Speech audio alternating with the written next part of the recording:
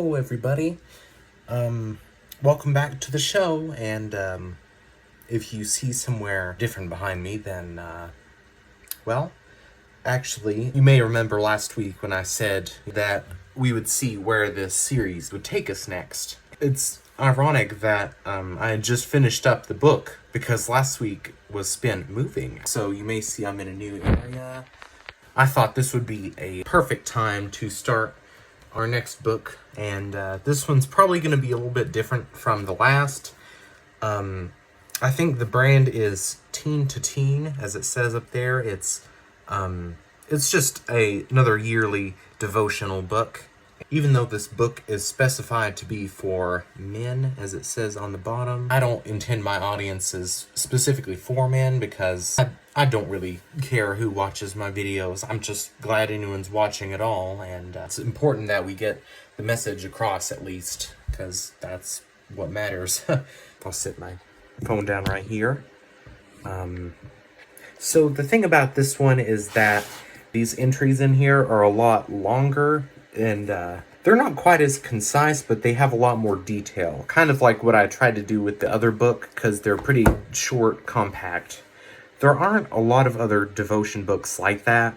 I don't know why, but, most of them are either just, like, Bible quotes. You have different sayings or stuff from the Bible, and then you actually have, like, these thorough analytical books that are still, like, in layman's terms, pretty much. But, our last book was kind of unique in that regard. Probably because it was catered more to younger people. But what I'm saying is that I won't be going as much in depth with these because it kind of already does that for me. I'll just have to read it out and then add one or two things instead of a million. So I suppose we'll start now with the one I picked out for today. This one is called Keeping Priorities. Let's look at it. When we look at the story of creation, there are so many important details that it would take years to study the relationships between each and every one. But one of the most prevalent themes is God's sense of order. Everything that He created is absolutely necessary for the next one to follow. Sunlight and water are created before plants, and plants before beasts, so that everything can work the way it is supposed to. Though this reveals God's value of order and prioritization. Now for us, prioritizing things is usually a very hard task. We rarely take time to plan our actions, and most importantly, our time, to create the most efficient plan. But we need to realize that without a definite plan and without having guidelines and priorities by which we live, we are wandering hopelessly through life and more than likely won't reach our full potential. Understand that God must come first in everything, lining up the remainder of our priorities with His will to help us become more like Him. In fact, if we as Christians do not have some sense of priority in our lives, then we are living wrong. Though it may come easier to some more than others, God expects us to be able to prioritize and keep Him first. Start by making sure your actions line up with God's will.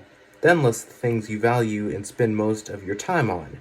See what your current priorities and make sure they match up with what you want them to be.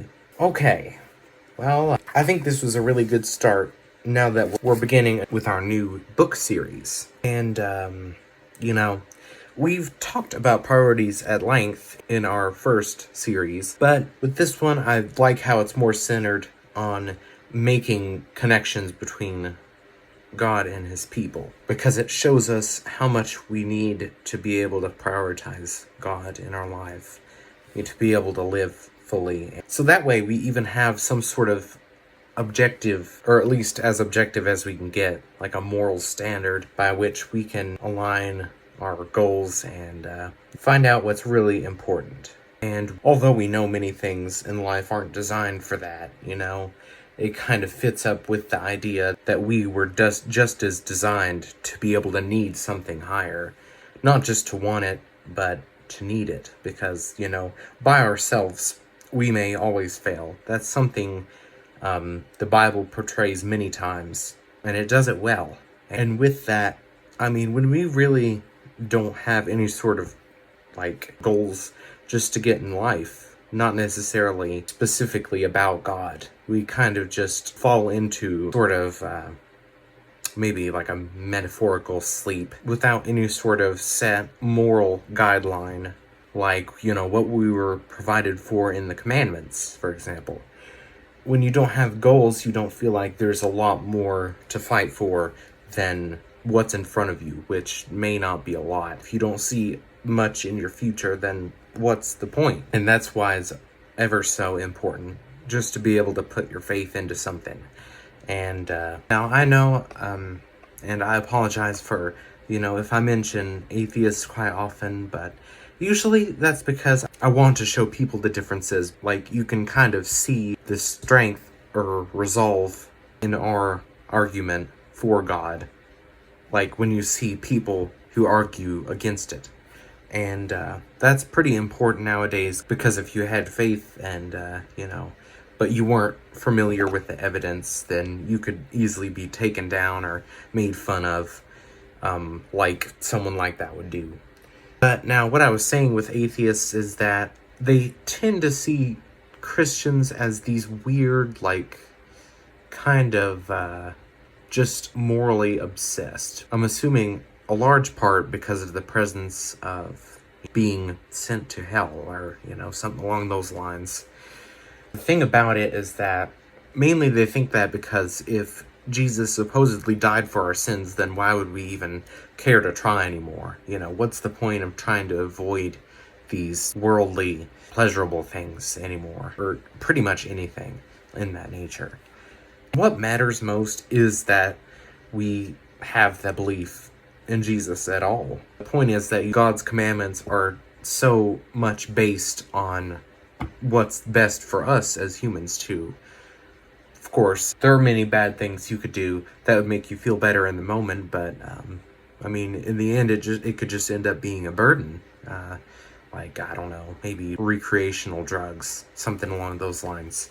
Many other things too, but that's the main idea. And you know, we just kind of have to understand that the long-term choices will end up being a lot better for us in the long run. So that's mainly why it's important, because with making the right choice, we're not only trying to serve God, we're benefiting ourselves as well. And it'll probably make us feel better in the conscience too. So that's a big part of it as well. Because there are plenty of people with kind of unresolved guilt issues and stuff, which is a whole different story.